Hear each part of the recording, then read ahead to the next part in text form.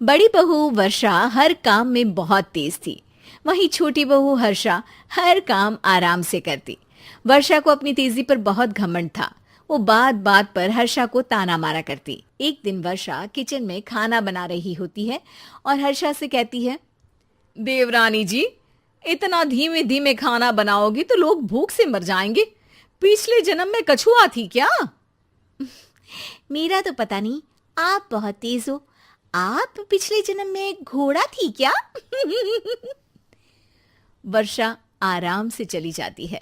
खाना खाने के बाद वर्षा का पति गौतम, हर्षा का पति लोकेश और उनके माता पिता बैठकर टीवी देख रहे होते हैं। तभी सास कहती है, अरे रामायण लगा दो हर्षा। हर्षा धीरे धीरे चैनल बदलती है। जब तक रामायण के चैनल पर पहुंचेगी रावण मर भी चुका होगा। हाँ बेटा हर्षा, जल्दी लगा देना, राम भगवान के दर्शन कर लूं। जी लगा तो रही हूँ। इतना स्लो? सासू माँ इतने में तो अयोध्या जाके राम भगवान के दर्शन कराएंगी। सब वर्षा की बात पर हंसने लगते हैं। वर्षा हर्षा के हाथ से रिमोट लेकर रामायण लगा देती है। हर्षा बुरा नहीं मानती और वो भी हंसते हुए वहां से चली जाती है। एक दिन हर्षा खाना खा रही होती है। तभी वर्षा वहां आके कहती है, अरे कितना धीमे धीमे खा रही हो। इतने में तो शादी में 100 लोग खाना खा लेते। आधे घंटे से खाना खा रही हो तुम। अरे खाने को चबा चबा कर खाना चाहिए। हाँ हाँ, आप तो चबा के भी खाती हो और दबा के भी। अरे आपको मेरे धीरे खाने से दिक्कत है या ज्यादा खाने से? अरे आप धीमे खाओ या ज्यादा खाओ मुझे क्या। बस मैं ये कहने आई थी कि सुबह कुछ मेहमान आ रहे हैं, जल्दी उठ के खाना बना लेना, देर मत करना। साथ में बनाते हैं ना। तुम्हारे साथ बनाऊंगी तो स्पीड को 5वें गियर से पहले गियर पर ले आना पड़ेगा। अरे भाई, तुम्हारे साथ रहकर तो मेरी तेज रफ्तार पर भी असर पड़ेगा और मैं भी तुम्हारी तरह हौले हौले काम करने लगूंगी सब। ठीक है, मैं पराठे बना लूंगी और सब्जी बना लूंगी। आप चपाती बना लेना और दाल बना लेना। हाँ हाँ ठीक है, पर अलग अलग ही बनाएंगे। अगले दिन हर्षा जल्दी उठ के काम करने लगती है और वर्षा सुबह उठ के ये सोच के वापस सो जाती है कि काम तो वो तेज कर ही लेती है। अगर थोड़ी देर सो भी जाएगी तो भी हर्षा से पहले तो काम निपटा ही लेगी। हर्षा बेटा, आज भगवान के लिए थोड़ा जल्दी हाथ चलाना। हाँ, मेहमान आने ही वाले हैं। जी हाँ माँ, आटा गूंद लिया है, आलू उबल रहे हैं, पराठे बनाने ही वाली हूँ, फिर सब्जी भी बना लूंगी। इतने में ही वर्षा वहां आ जाती है। माँ जी, मेरा तो आप टेंशन ही मत लो, अभी उठी हूँ, लेकिन देखना खाना फटाफट राजधानी एक्सप्रेस की स्पीड से बना दूंगी। इतने में ही मेहमान आ जाते हैं।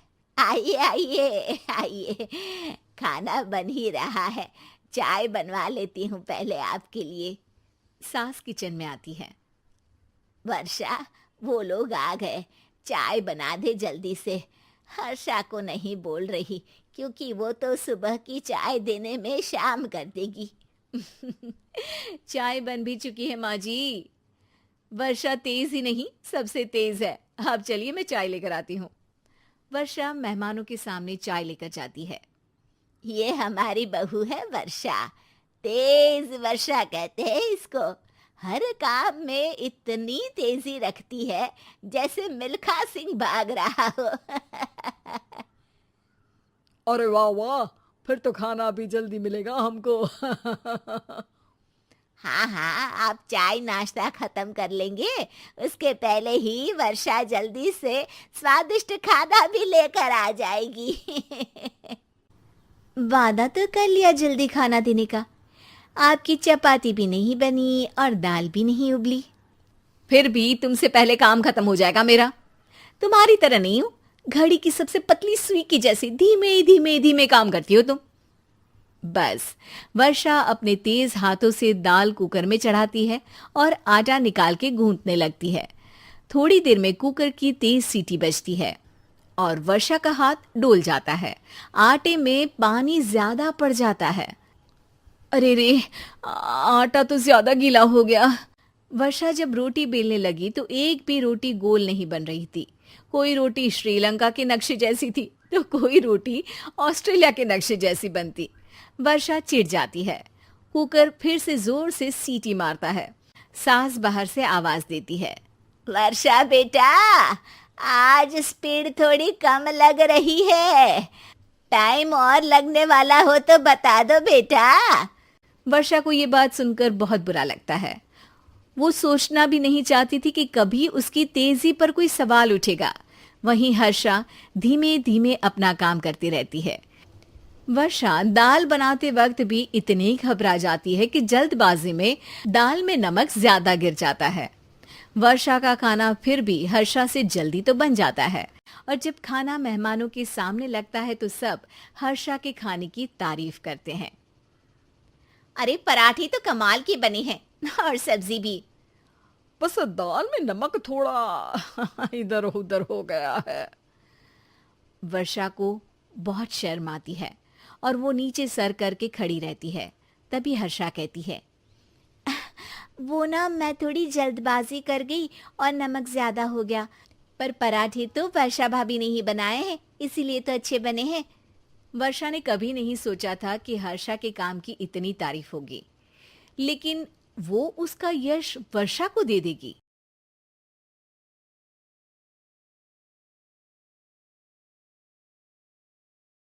माँ, मैं तो किसी हीरोइन से शादी करूंगा, तुम्हें अभी से बता देता हूँ। वो तो तू कर ले, लेकिन कोई हीरोइन तुझसे क्यों शादी करेगी भला? पापा के करोड़ों रुपए देखकर। अरे तो पैसे मेरे हैं, मैं ही कर लेता हूँ किसी हीरोइन से शादी जो मेरी उम्र की हो। हाँ हाँ, अब यही दिन आ गए हैं ना, तुम बाप बेटा शादी करो और मैं चली घर से। सोचा था बुढ़ापे में बेटे की शादी करके बहू से खूब सेवा लूंगी, लेकिन कहाँ, यहाँ तो बाप और बेटा दोनों हीरोइन लाने की सोच रहे हैं। अब रोहन कहाँ मानने वाला था, वो तो घर ले ही आता है एक हीरोइन। अरे तुलसी, ये तो तुलसी है ना बेटा? आय हाय, टीवी में तो बड़ी सुंदर लगती है, सामने ये कैसी झुर्रियां दिख रही है, और ये इतना परफ्यूम क्यों लगा रखा है? अरे माँ, वो इन लोगों का मेकअप कर करके ऐसा चेहरा हो जाता है। मेरा नाम तुलसी नहीं अलीशा है। हैं? कौन जात की हो बहू? विदेशी हो क्या? देखिए, मेरे पापा पर्शियन थे, वो अमेरिका में बस गए थे। मेरी माँ वैसी तो भारत से थी, लेकिन ओह, रहने दो बेटा, कोई बात नहीं, किसी और दिन तुम्हारे मम्मी पापा का टूर प्लान सुन लेंगे हैं। खैर, अलीशा घर की बहू बन जाती है। एक दिन सुबह सास जोर से चिल्लाती है, अरे बचाओ, अरे बचाओ। सभी इकट्ठा हो जाते हैं। क्या हुआ माँ? अरे भूत है वहाँ, मैंने देखा। तब वहाँ से अलीशा निकल कर आती है, भूत के भेष में, खुले बाल, सफेद साड़ी। ओ सास माँ, थैंक्स, आप डर गई। अब मेरे देखने वालों को भी मेरा ये रूप पसंद आएगा। यही एक कलाकार की असली कमाई है। अरे अलीशा, माँ हार्ट की पेशेंट है, ये क्या कर रही हो? ये मेरे आने वाले सीरियल की कहानी है, तो मुझे प्रैक्टिस तो करना ही पड़ेगा ना। अच्छा सासू माँ, थोड़ी सी हल्दी में चंदन, चावल का पाउडर और हाँ, एलोवेरा जेल डालकर जरा तैयार कर दीजिए ना। अरे क्यों, इससे क्या बनेगा? फेस पैक जानू। अलीशा ये बोलकर वहाँ से चली जाती है। एक दिन रात के 2 बजे घर की घंटी बजती है। हे भगवान, आजकल चोर भी क्या बेल बजा कर आते हैं, देखो तो कौन है। सास दरवाजा खोलती है तो सामने बहुत से लड़के लड़कियां खड़े होते हैं और बहू सज धज कर आई होती है। अरे बहू, रात के 2 बजे कहाँ से आ रही है? अरे माँ, 2 बजे ही तो पार्टी का वक्त होता है, जरा कुछ खाने पीने का इंतजाम कर दीजिए ना। ये बोलकर बहू उन लोगों से बातें करने लगती है। अरे मैं जा रही हूँ सोने, और हाँ, तुमसे तो मैं कल बात करती हूँ। अगले दिन सबके सामने बहू, इन्होंने मेरे दोस्त के सामने मेरी बेइज्जती कर कर दी। ये तो अच्छा है कि बात मीडिया में नहीं आई, वरना तो मेरे हाथ से ये बड़ा प्रोजेक्ट निकल जाता। अरे लेकिन अलीशा, हमारे घर में ये सब नहीं चलता। हमारे यहाँ रात सोने के लिए और दिन काम करने के लिए होता है। तो क्या मैं पार्टी नहीं करूं? अपने सारे शौक खत्म कर दूं? अरे एक एक्ट्रेस की लाइफस्टाइल ही ऐसी होती है। अरे बेटा, हमारे घर किसी चीज की कोई कमी नहीं है, ना कोई रोक टोक। हम तुम्हारे साथ है, लेकिन बेटा जो गलत है वो तो गलत है ना। ये बोलकर सास ससुर वहां से चले जाते हैं। यार, गलती कर दी मैंने आम लोगों से शादी करके। तभी अलीशा की सहेली, जो कि उसी की तरह सेलिब्रिटी थी, वो वहां आती है। हाय, कैसी हो मैरी? अरे यार, मैं तो ठीक हूँ, तू बता। तेरी तो बड़े सीरियल देखने को मिल रहे हैं, शादी के बाद भी कैसे मैनेज कर लेती है? क्यों, इसमें क्या है? मेरी सास है ना, वो पूरा घर संभालती है और मेरे लिए तो कोई रोक टोक ही नहीं है। पर तुझे क्या हुआ? तू तो गायब ही हो गई शादी के बाद। हाँ यार, तू तो जानती है ना, मैंने राजा की बारात वाले हीरो रियल कुमार से शादी की थी। हाँ, मैं कैसे भूल सकती हूँ। तेरी सास भी तो हीरोइन है ना? हाँ यार, उनके ही फैशन पार्टी और शूट नहीं रुकते। बच्चा होने से पहले तक तो मैंने काम किया, लेकिन अब बच्चे के बाद ना मुश्किल है सब। तभी वहाँ अलीशा की सास चाय लेकर आती है। अरे तू तो मक्खी बनी सिमरन की हीरोइन है ना, मैं बड़ा देखती थी तेरा सीरियल, लेकिन ये क्या हालत बना ली है? मक्खी बनकर तो तू बड़ी ही प्यारी लगती थी। नमस्ते आंटी, आप चाय लेकर आई हैं? वाह आंटी, मुझे तो मेरी माँ की याद आ गई। अरे तो जो अपने लोग होते हैं उनके लिए थोड़ी ना नौकर चाकर होते हैं। अच्छा, तुम दोनों सहेलियां बात करो, मैं जरा काम से बाहर जा रही हूँ। ये बोलकर सास चली जाती है। अगले दिन, सासू माँ, आज मेरा इंटरव्यू लेने कुछ मीडिया वाले आ रहे हैं, प्लीज आप देख लेना, उन लोगों को कोई प्रॉब्लम ना हो। अरे ठीक है बेटा, फिक्र मत कर। तभी वहाँ मीडिया वाले आ जाते हैं, कैमरा लग जाता है और अलीशा के पीछे खड़ी हो जाती है अलीशा की सास। अरे ये पीछे आंटी जी कौन है? आंटी जरा हटिए। अरे कहाँ चांद में दाग सा लगा रही है। सास को कैमरामैन की बात अच्छी नहीं लगती, वो अलीशा समझ जाती है। माफ करना, वो गलती से।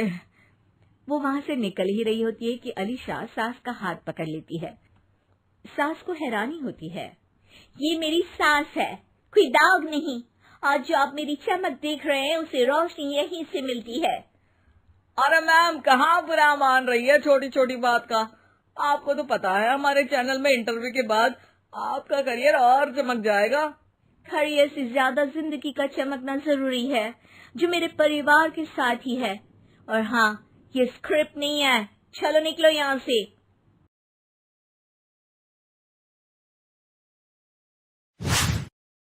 दुर्गा नदी के किनारे बसा एक गांव फूलपुर। गांव में कुछ 100-150 लोग रहते थे। अंजलि, जो कि पास ही के जिले में रहती थी और 12वीं पास कर चुकी थी, उसके पिताजी ने बेटी को जल्दी विदा करने के लिए उसकी शादी फूलपुर गांव के मुकेश से करवा दी थी। मुकेश कभी स्कूल नहीं गया था और इस कारण वो पढ़ा लिखा नहीं था, और बाकी गांव वालों की हालत भी मुकेश जैसी ही थी। मुकेश के घर में उसके माता पिता भी रहते थे। सासू माँ, मैं बाहर मंदिर तक जा रही हूँ, आधे घंटे में आ जाऊंगी। अरे अभी कहीं जाने की जरूरत नहीं है, चुपचाप जाके रसोई में रात के खाने की तैयारी करो। और ये घूंघट क्यों हटा लिया है तुमने? क्या पता नहीं कि इस गांव में औरतें बिना घूंघट के नहीं रहती? रात में अंजलि छत पर जाकर अपनी मम्मी से बात कर रही होती है। तभी गांव की 3-4 औरतें उसे देख लेती है और दरवाजे पर आकर उसकी सास से शिकायत करने लगती है। और क्या हुआ? अरे छत पे तो देखो, आपकी बहू मटक मटक के किसी से फोन पर बात कर रही है, दिन भर फोन पे लगी रहती है। अरे कल तो मंदिर के पास वो क्या कहते हैं, सेल्फी ले रही थी। शहर की बहू रखना अच्छा शान की बात है, पर देखना इसके लक्षण से ये तो तुम्हारे परिवार को बदनाम ना कर दे। ये पहली बार नहीं था जब सास से गांव के लोगों ने अंजलि की बुराई या शिकायत नहीं की हो। अब तो ये रोज की बात थी। अंजलि ये सब सुन लेती है। जब वो नीचे जाती है तो मुकेश भी वहां आ जाता है। सास कहती है, बेटा, लोग घर आकर शिकायत करने लगे हैं बहू के कामों की। देख लो, पति हो, संयम से रखो इसे। माँ जी, मैं तो अपनी माँ से बात कर रही थी, क्योंकि यहाँ कोई बात करने लायक ही नहीं है। और अब मैं माँ के पास ही रहूँगी। वहाँ क्या रहना, वहाँ बाहर के लोग तो ठीक है, पर घर के लोग भी इज्जत ना दे सके। अरे नहीं नहीं अंजलि, ऐसा नहीं है, धीरे धीरे सब ठीक हो जाएगा, तुम फिक्र ना करो। अरे बस कुछ बोलना ही नहीं है, सर पे चढ़ा रखा है बहू को। सास मुकेश की नरम बात सुन के वहां से मुंह चढ़ाकर चली जाती है। मैं तो कहती हूँ हम दोनों शहर चले जाते हैं। मैं पढ़ी लिखी हूँ, मुझे वहाँ नौकरी भी मिल जाएगी, और थोड़े दिनों में आप भी वहाँ कुछ काम ढूंढ लेना। अरे नहीं नहीं अंजलि, हम यहाँ ना गांव का खेत, माँ पिताजी को छोड़कर शहर नहीं जा सकते। माँ पिताजी को कैसा लगेगा और गांव वाले क्या सोचेंगे। ये कहकर मुकेश सोने चला जाता है और अंजलि की गांव वालों द्वारा बुराई का सिलसिला बहुत दिनों तक चलता ही रहता है। लेकिन अंजलि गुस्सा ना दिखाते हुए समझदारी से काम लेती है। बारिश का मौसम चालू हो जाता है। जोरदार बारिश से पूरे गांव में हाहाकार मच जाता है। दुर्गा नदी में बाढ़ आ जाती है और बाढ़ का पानी पूरे गांव की फसल तबाह कर देता है। फसल की ये हालत देखकर गांव वाले निराश हो जाते हैं और बात तो यहाँ तक पहुँच जाती है कि कुछ लोग तो अंजलि को इस सब का दोषी ठहरा देते हैं। अरे पूरी फसल तबाह हो गई, पता नहीं किसकी नजर लग गई है। अरे जब से चौधरी परिवार में ये शहर की बहू आई है ना, तब से ही गांव की शांति चली गई है। इसके कर्म कांड से माँ दुर्गा नदी भी खुश नहीं है। ये सब सुनकर बेचारी अंजलि रोते हुए अपने घर चली जाती है।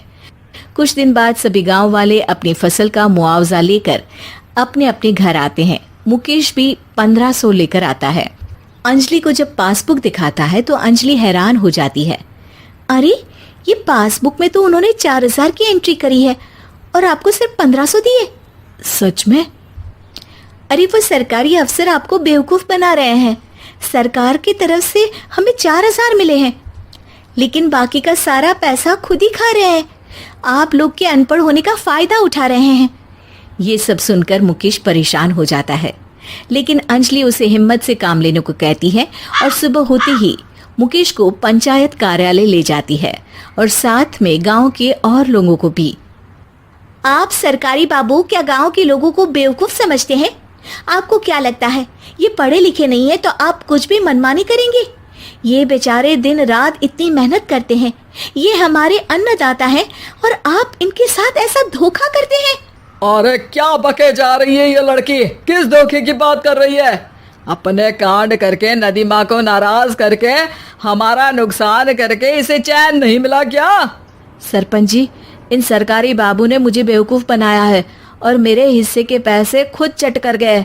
बस ये सुनते ही सरपंच वहां से दुम दबाकर भाग जाता है। पता चलता है कि जनपद अधिकारियों ने गांव के सरपंच के साथ मिलकर सबके साथ धोखा किया है। सब लोगों का विरोध शुरू हो जाता है और आखिर में अधिकारी सब गांव वालों के हिस्सों के बचे हुए पैसे उन्हें लौटा देते हैं और कई दिन तक सरपंच गांव में लौटता ही नहीं। अंजलि, तुम नहीं होती तो हम गांव वालों को तो पता ही नहीं चलता कि ये हमें हर बार बेवकूफ बनाते हैं। हाँ हाँ अंजलि बेटी, हमें माफ कर दो। हम सब तुम्हें बुरा भला कहते रहे, लेकिन तुमने ही आज हमें बेवकूफ बनाने से बचाया है। हमें तुम पर गर्व है बेटी। अब समझ आया कि सरपंच तुमसे नहीं, तुम्हारे पढ़े लिखे होने से नफरत करता था।